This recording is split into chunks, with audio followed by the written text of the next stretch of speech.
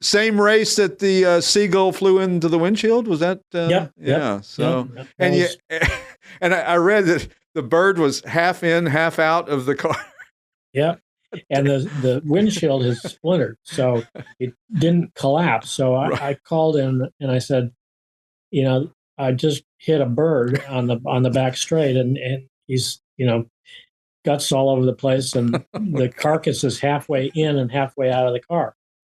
And they said, well, keep on going. If the windshield collapses, then come in, and we'll try to find a replacement for the windshield. So they found a guy, and they let us borrow his windshield. And, the pit stop was pretty quick.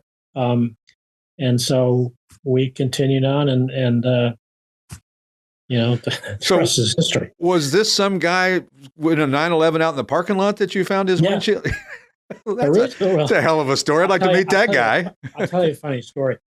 Dan Davis was down there, who was, eventually one of the owners of Brumhouse. Right.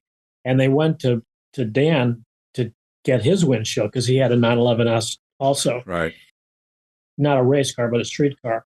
And he wouldn't let us get it. He didn't like Peter. And so they found another guy in the parking lot that had, the right car. And we talked him into letting us borrow the windshield, and, made him part of the team and made him feel good. And so, yeah. Yeah, he's probably still telling that story today, right? You've been listening to the Classic Auto Mall Show with your host, Stewart Howden.